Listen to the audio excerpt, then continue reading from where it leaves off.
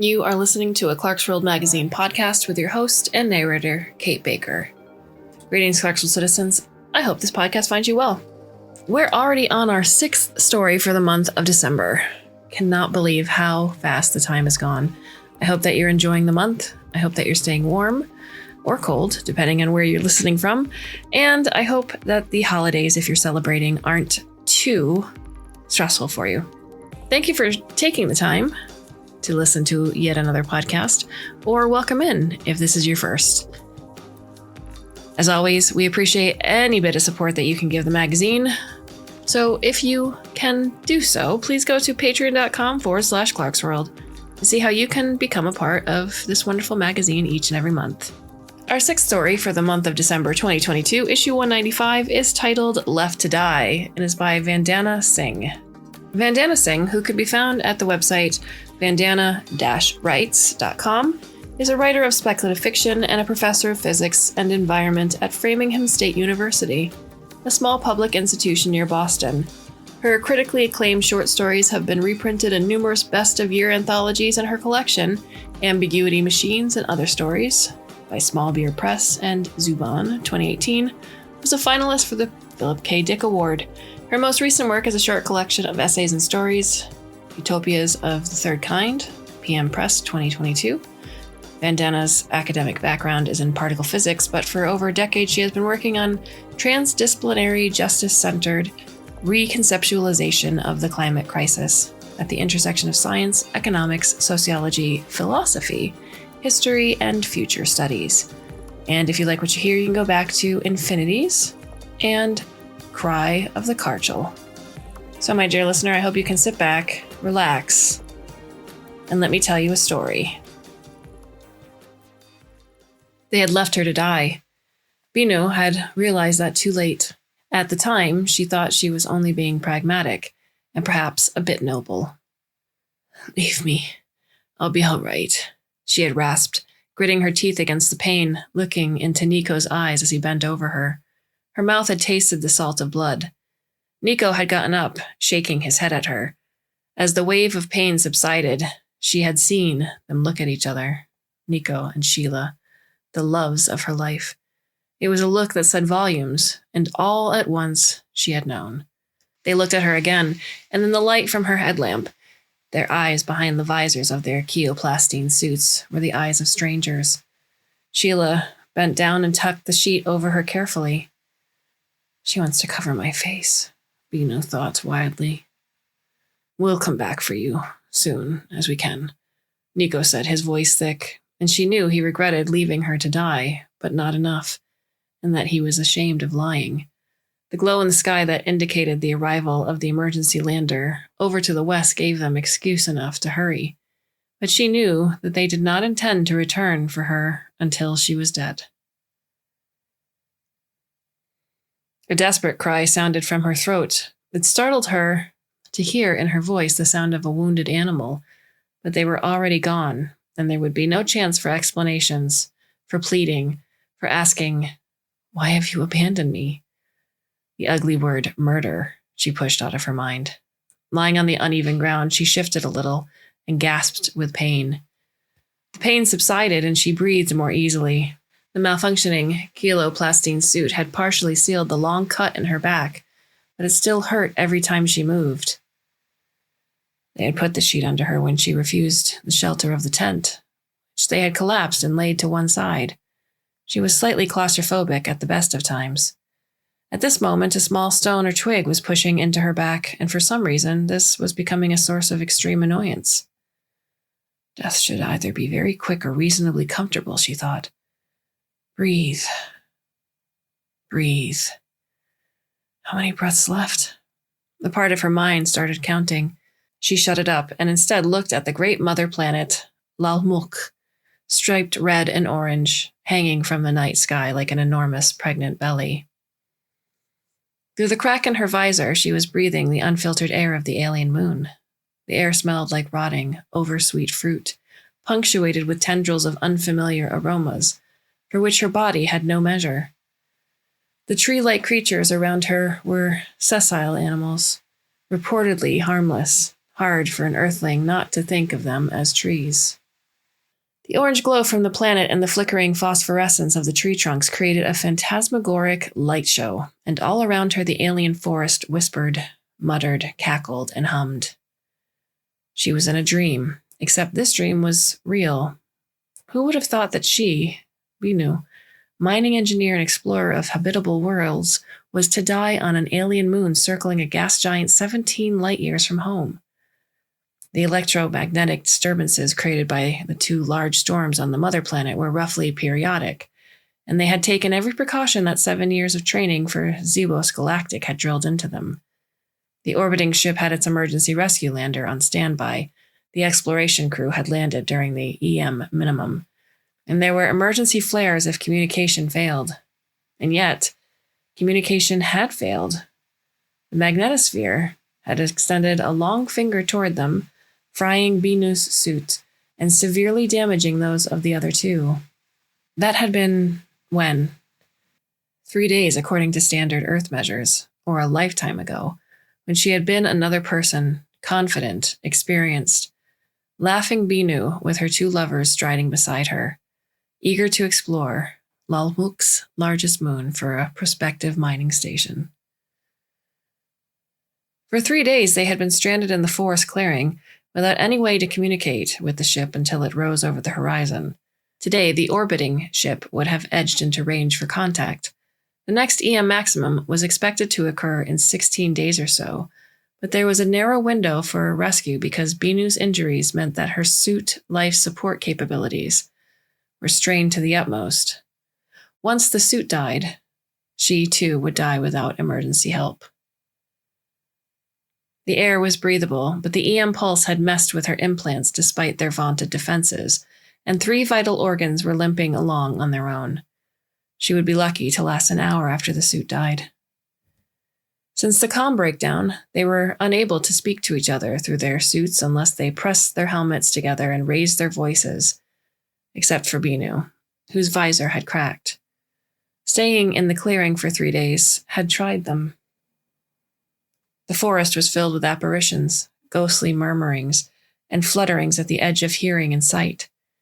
It was well known that rapidly changing magnetic fields could, in certain frequency ranges, produce hallucinations. So could the brain when death was nigh. So Binu tried to keep at bay the images that intruded on her field of vision as she passed from wakefulness to sleep, to a semi-comatose stupor. Arising into blurry wakefulness, she became conscious of someone bending over her. A woman, copper earrings dangling. Gradually, her features became clearer. Long silver and black hair, mouth curved in the warm, familiar smile. Binu could see the light show from the alien tree beings through the woman's body. A ghost, a hallucination then. Or maybe this was death. But all attempts at rationalization were overcome by a great wave of longing. Tears flooded her eyes. "Mama?" The ghost nodded. Binu let out breath and a ragged sigh. She remembered her mother's last words 2 decades ago. "Never forget. Love leaps every abyss, even death." "Wake up, Binu," her mother said. For much of Binu's early life, the day had broken with her mother waking her up. Reluctantly, Binu would rise from the bed grumbling while her mother laughed gently at her. "Wake up," said the apparition again, insistently. "Am I dead?" "Well, that's irrelevant," the woman said urgently. "Don't you see you have to wake up? Get out of those clothes quickly, you'll be late." Delusion or not, Binu felt compelled to obey. She rolled onto one side and pressed 2 fingers along the emergency seal of the suit. With some effort, she unpeeled it from her body, breaking the fine neural fibers that threaded through her clothing to her skin, and lay gasping with the effort. She was dressed only in her light cotton body-length underwear. Her mother had vanished. The rotten fruit aroma was stronger now and mingled with other odors, some like hot metal, others subtle, indescribable. Harsinger and samosas, she thought wildly. Tendrils of cool air caressed her skin. Well, if she had to die, might as well do so like a human being. Actually, it felt a little better to be out of the suit. Her rocking back and forth to get out of it had shifted her away from the stone, or whatever it was that had been pressing into her back. And between waves of pain, she felt quite lucid and alert. The suit's life support panel stated, "Failure in 7 minutes." By taking off her suit, she had cut short her survival time, an hour or so, by 7 minutes, because her implants wouldn't work without the integrative capabilities of the suit. In the orbiting spaceship, she had spent 4 months gradually diverting the implant neurals from her control belt to the suit, because the suit was supposed to function a lot better than the control belt, and was apparently indestructible as well, able to resist high-intensity EMPs. Well, so much for that. Less than an hour to live. Well, it had been a good life, but she had some unfinished business. There was her sister and other people she would never see again. She looked over to the west, the direction Sheila and Nico had gone. The pale glow that had indicated the arrival of the lander had faded, but was still discernible. A question arose in her mind. If Nico had released one of the 3 emergency flares right here, an hour or 2 before leaving her, why had the lander come to Earth so far away? It didn't need much space to land, just a small clearing like this one. She was so shocked that something this obvious hadn't even occurred to her until now, that she sat up without thinking about it. Pain shot through the semi-healed cut in her back. Neither Sheila nor Nico had commented on this puzzle. Could she have missed the conversation, going in and out of consciousness? During one of her lucid moments, she remembered Sheila's face bending over hers, saying they had released a flare and a lander would arrive soon. And later, Nico pointed to the glow in the distance and said that the lander had arrived. But why had it landed so far away? She drifted in and out of a troubled sleep. Sometime later, she didn't know how long, she saw the western sky lit up by a flare. She was shocked into alertness. Why would they light another flare en route to the lander? To tell the orbiting ship where they were? But why? There was a second flare. That must be the last one of the 3. And then the sky lit up with the third flare. Binu scrambled to her feet, not even noticing the pain in her back or the sudden pressure in her chest. They had left the collapse tent and the decontamination unit nearby since they were going to return after sufficient time had passed. She staggered toward the decon unit, a squat white container with a nuclear-powered mini incinerator. Sliding up the control panel, she moved her finger across it, tracing the symbol for the log. The letters came up at once. They were the usual things: food packaging, medicine pouches, human waste. That was it. No flare launcher. Each flare had its own launcher, which was supposed to be put in the decon unit after use. Her headlamp revealed no debris on the ground. Binu made herself breathe slowly and evenly. The pain in her chest eased a little. The feeling of faintness dissipated. She was aware of the alien forest around her, the tree-like creatures, their trunks aglow with waves of rippling light, the leaf-like protuberances on the branches that were antennae and light catchers. The forest murmured sibilantly, and she felt ghostly presences flicker in and out of existence. Those damn shifting magnetic fields. Ignore them, she told herself. There was no sign of her mother. She was trembling with cold, even though it was relatively warm. Tears came into her eyes. "Mom," she whispered. "Come back." She had never felt so alone in her life. She pulled herself together. She must think, must face facts without self-pity. She wiped her tears against the sleeve of her tunic and acknowledged the truth.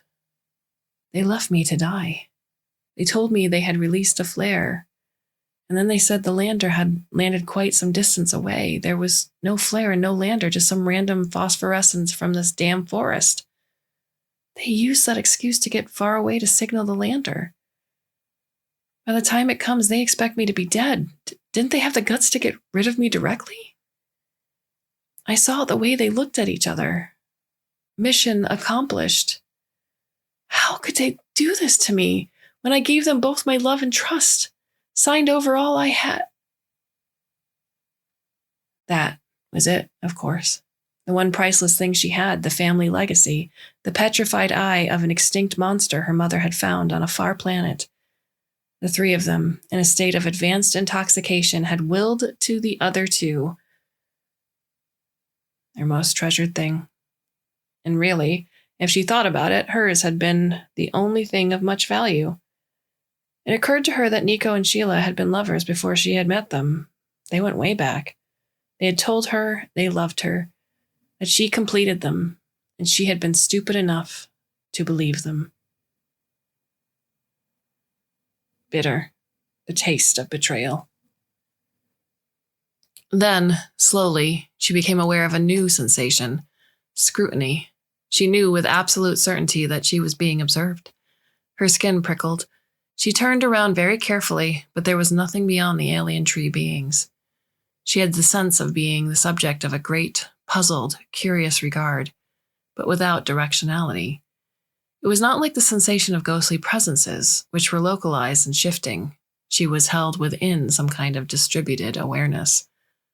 But how was that even possible? The forest. The forest was reaching out. How had it sensed her? Of course, the tree-like structures communicated with light, so they must have photoreceptors. And living with the shifting magnetosphere of the planet, perhaps they could detect the slight, delicate EM field of a human divested of her protective suit. Well, I am not alone then, she told herself wryly. In truth, there was some comfort in that. She didn't feel threatened. Perhaps it was as much the calmness that, she supposed, must come after accepting the imminence of death, as the sense, at least, that this moment the forest intended her no harm. In the little time she had left, there was no room for terror. She felt an answering curiosity, a wonder. And hard on that, the thought, I don't want to die. And she knew, a sudden flood of anger, of fury. She didn't want her murderers to get away with it. She wanted to fight for her life. The thought made her heart pound. She looked up at the sky where Lalmuk's orange glow blotted out the stars, except for the very edge of the field of view. Above the horizon to the west, she thought she saw a pinprick of moving light. The orbiting ship? If only she could signal them. If only there was a way to tell her friend, Nimi, her tough, hard-drinking, loud-laughing friend with whom she watched crappy holodramas, that she was stranded here, left to die by her lovers. Nimi wouldn't spare her the I told you so lecture. Her friend had never liked Nico and Sheila, but she would raise hell to get Binu to safety. But there was nothing to signal with. Should she try burning her suit and using some kind of cover to flash an SOS? But that would be too dim to be visible from the ship. From the ship. She remembered what it had been like looking down on the alien moon from orbit, the great forest of tree beings, the waves and ripples of phosphorescence across the surface of the forested region, pale, blue, green, and white, washed with the orange glow from Lalmuk. The ecologist on board had briefed them. No large predators, an ecosystem dominated by a tree-like sedentary animal that communicated primitive imperatives via light and magnetic signals. No sentience, no danger from any life form known to the earlier expedition. A perfect planet for a mining colony. How to signal to the ship that she was alive, she was here, that the lander should land here first? I wish, she said to the murmuring, light-dappled alien forest, that we could communicate, that you could flash a signal for me that the ship would understand. She eased herself back to the ground. Her legs were trembling violently. She breathed great, deliberate breaths to calm her heart. I want to live. She whispered to the forest. Flash me a signal to my ship. Tell my friend Nimi. And here her eyes filled with tears, thinking of the no-nonsense, steadfast affection her friend had for her. Tell my friend Nimi that I am betrayed, just like Allah in our favorite holodrama. And it occurred to her that if she could just signal that one name, Isla, to her friend on board, Nimi would understand the context. Isla was a foolishly trusting character in the drama who fell for every trick and was repeatedly betrayed. The geographical separation between the Isla signal and the emergency flares would tell the story. Especially because Nimi had never taken to Nico and Sheila, which attitude Bino had blamed, laughingly on her friend's nasty, suspicious mind. But how to go about it? How do you communicate to an alien intelligence, possibly friendly or at least neutral, that you need its help to deliver a message? She tried speaking aloud and thinking her plea at the forest around her, but unsurprisingly, there was no response. Instead, she sensed that the earlier curiosity of which she had been the subject was fading. The alien's attention was turned away from her. She saw also that the light in the clearing was increasing in intensity, and the fluctuations and ripples were calming down. The blue-white glow from the tree trunks became brighter and steadier, accompanied by a low hum. She looked up, squinting, and found that the glow of Lamuk was obliterated by the light from the trees. It must look like a beacon from space. It came to her that in her journey through the forest with the other two, she had been peripherally aware of this phenomenon, this increasing intensity of light from certain regions of the forest that steadied and lasted for a while and then faded over time. Perhaps it was a seasonal phenomenon, since the earlier exploration team had not reported it. It was one such event that must have provided a ready cover for the lie that Nico and Sheila had told her, that the lander had touched down. Binu was aware of a prickling of the hairs on the back of her neck. Something was about to happen. The hum was increasing in pitch and volume, going up to a crescendo that was beginning to give her a headache. She felt cold all over and wished she had kept the sheet around her. But in a moment, all other preoccupations were pushed aside. One of the trees on the other side of the little clearing had an unusually swollen trunk. As she watched, a tear appeared in the trunk from about halfway up to the bottom and widened into a crack. There was a muffled explosion followed by a thick, bitter, smoky cloud that made her cough. When the haze cleared, she saw that a small, uneven, cylindrical object, the palest green, gleaming wet, had emerged from the swollen trunk and come into the light. The high-pitched hum faded into a low droning. The creature, about half as tall as Binu, staggered unevenly across the clearing, falling over several times, propping itself upright by flailing limb-like projections near the top of its body. At last, it stood in the center of the clearing, shaking a little. She saw that there were stubbly toe-like protuberances at the base, with which the creature tried to grip the ground. The light from the tree trunks faded slightly, and Binu could see that the youngster, what else could it be, was apparently attempting to generate light on its body. A newborn tree being? So they're not born, Cecil, she thought in wonder. Oh, if only I could tell Nimi. Pale waves of bluish light rippled across the youngster's body and then dimmed. The adult tree beings around the clearing seemed to respond with a ripple pattern that she recognized was similar to, the same as, the pattern the young one had generated. Were they teaching it words in their language? No, the young one had generated the light pattern first. As she watched, open-mouthed, she saw that the adults replicated every pattern generated by the youngster, but their version was more intense and wider in spread. They were mirroring and amplifying its signal. From orbit, it must look like quite a display.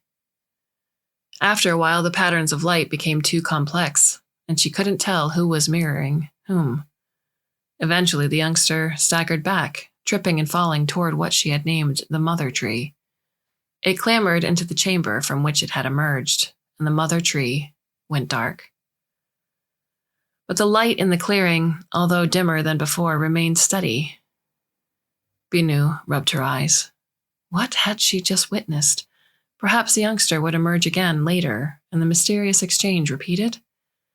She wished she could talk to Nimi, but she was alone here, marooned on a planet devoid of humans except for two people who wanted her dead. Think, Binu, she told herself in her mother's voice, and there was her mother sitting in front of her. The apparition tucked a strand of the silver and black hair behind one ear. The eyes were alight, filled with animation. Binu, You know that there are more ways to communicate than the symbolic representation of meaning we call language. Think how you figured out that Nico and Sheila were going to let you die." She remembered the look that had passed between her two lovers. Glances held so much meaning. No words had been necessary. She had known. "Older than language," her mother said, "and greater than language is communication through signs and gestures. And body language, facial expression, the way muscles move, eyes look. Semiotics, or more broadly, ishara gyan. Remember your briefings 3 years ago." Ishara gyan, an extension of biosemiotics, the study of communication beyond language. Research on Earth had discovered interspecies communication that was based on gestures and signaling. It was not a surprise to those who had always lived close to other animals. Banging a stick on the ground was read as a threat or warning by multiple creatures. Gesturing with their eyes, dogs had learned to do that from humans. In forests and grasslands, wetlands and oceans, creatures communicated across species through a complex combination of gestures, sounds, and visual cues. There were broad, commonly understood signs that constituted an interspecies pidgin, and there were signs specific to certain groups of species, developed through long association and intimacy with landscape.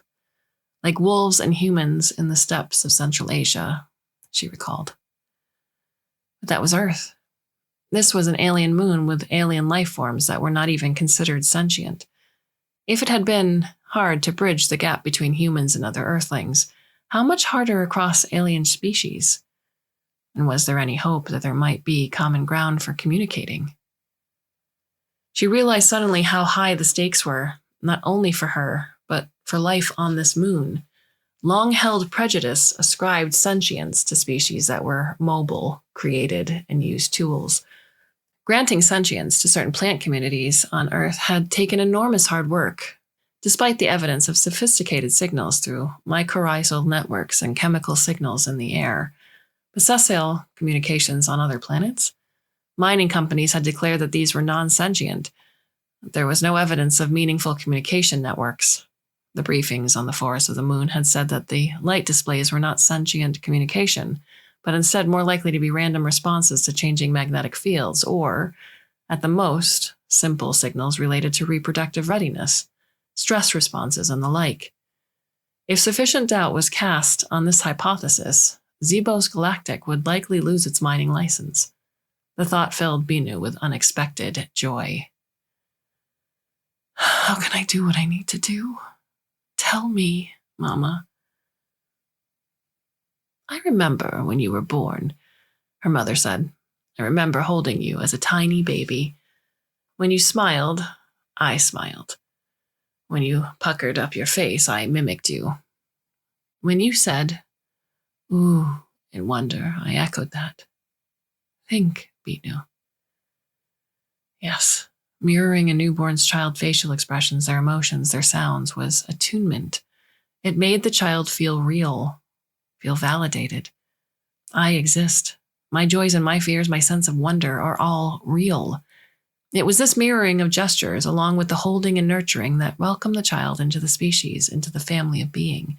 It was, in a word, love. Was mirroring a near-universal semiotic process across visually sensitive, intelligent species with long childhoods. She could feel the alien's attention draw back to her again. With growing excitement, she crawled a little way into the clearing. She used the switch on her wristband to turn her headlamp on to full power. Then, turning the switch on and off, she spelled out, "Isla," in universal code, a series of long and short flashes. Nothing happened. The sense of curious regard, of puzzlement, deepened, but there was no response from the aliens, no answering ripples of light. The glow from the tree trunks remained steady. She tried again and again and again. She wept tears of anger and frustration. After a while, she made herself go to the collapsed tent for emergency supplies of water and food. There were none. Her murderers had taken everything. "But I'm not dead yet, you filthy betrayers," she shouted and fell, sobbing, to her knees. "Binu, you mustn't cry," her mother said sternly.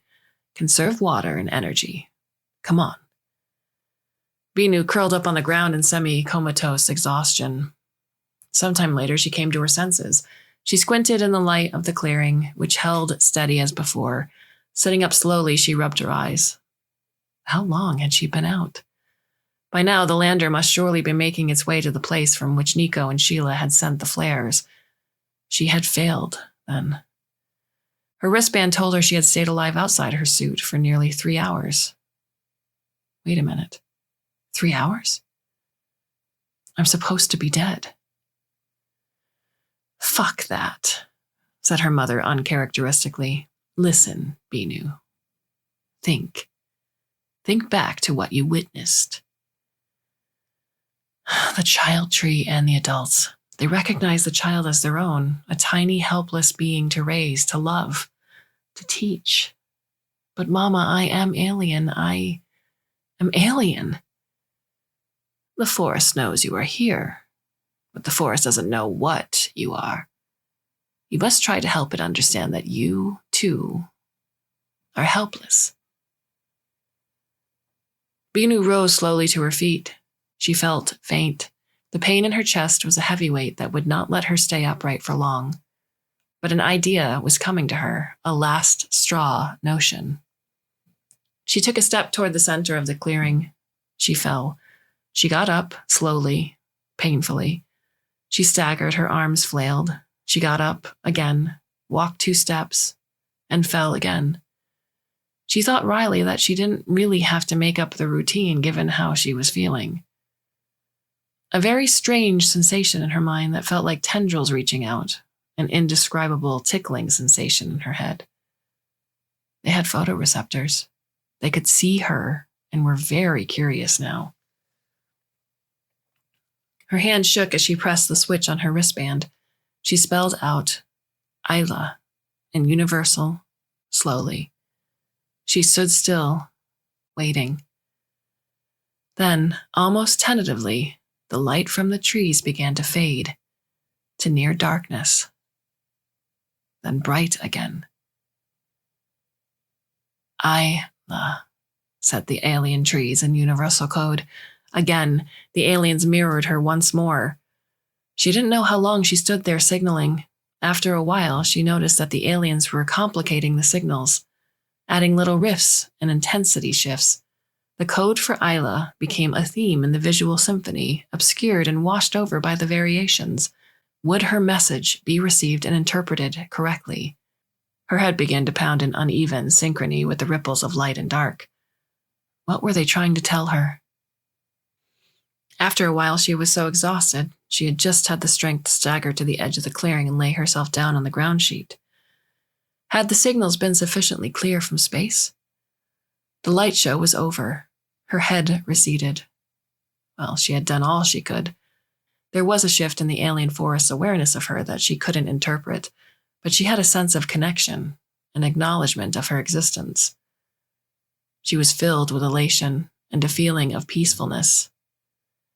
Beside her, the apparition of her mother appeared and faded again. Thanks, Mama, said Binu sleepily. She lost consciousness. She thought she dreamed, confused images, Nimi's face behind a visor, waves and ripples of light, and for a very long moment, darkness. Much later, or so it seemed, she woke to see Nimi's anxious face peering at her. Slowly, she recognized the pale blue walls of the medical chamber, the soft patter of quiet feet, the hum of instruments, and the faint aroma of rosemary. She was back on the ship, alive, and feeling much better. Suddenly anxious, she tried to sit up. Nimi pushed her gently down. Nico. Sheila. They're being held in their quarters, Nimi said grimly. When we found you, you regained consciousness for long enough to tell us what had happened. We've sent a report and we're awaiting instructions as to which station will receive them for a hearing. That was good thinking. Isla. I could have told you so. But what's all this about sentient trees? Lying back, Binu smiled. Zebos will have to get the hell out of this mining venture, she said. The tree creatures are sentient. I'll put in a report to the Astrobiology Council as soon as I can. Nimi, I'm sick of the work we do, going and digging up worlds for a bunch of profiteers who don't care what they hurt. I want to put in for a research appointment on this moon. Those beings, I want to understand what they are saying. All in good time, Nimi said. Her eyes twinkled. The medics are all abuzz with how and why you survived out there without your suit. Your implants seem to have figured out a way to work with each other temporarily without the integration capabilities of the suit. Everything talks to everything else, Binu said. If we only have the sense to listen. Listen, Nimi. I'm resigning now. I can't wait for the authorities to come through with approvals. Soon as I am able, send me back to the surface with a few months' supply of stuff. I need to get back down there. Nimi frowned. Oh, for fuck's sake, woman, you've just lived through a traumatic experience, and you can't wait to go back? Don't forget, these are alien creatures. Just because you had a lucky breakthrough doesn't mean there isn't danger. Deadly danger awaiting you down there, miscommunication, hidden aggression. I know that from my own species, Binu said, with some bitterness staring at her feet at the end of the bed in their blue socks. She turned earnestly to Nimi. I have to figure out what they were trying to tell me. You see, they thought of me as a child, someone who needs to learn. And that's true, but they also recognized I was different. They were trying to tell me something. I have to find out what it was. Soon as I am able, send me back. But you'll be all alone, maybe for months. Binu looked at Nimi. Nimi was a part of a stable pentad, had a large coterie of friends and relatives across inhabited worlds. She saw herself through Nimi's eyes, a naive, awkward creature who blundered through difficult relationships and always ended up alone. And Isla, in other words, it wasn't far from the truth. She had a lot to learn. She closed her eyes and thought of the murmuring forest with its apparitions and mysteries. She remembered the sense of being acknowledged, the beginnings of the possibility of a relationship, how she felt when the alien tree beings mirrored and amplified her message. There could be danger, but also a chance to heal, to learn, to become more Binu than Isla, perhaps. Beside, what relationship was without some degree of risk? She smiled. I won't be alone, she said.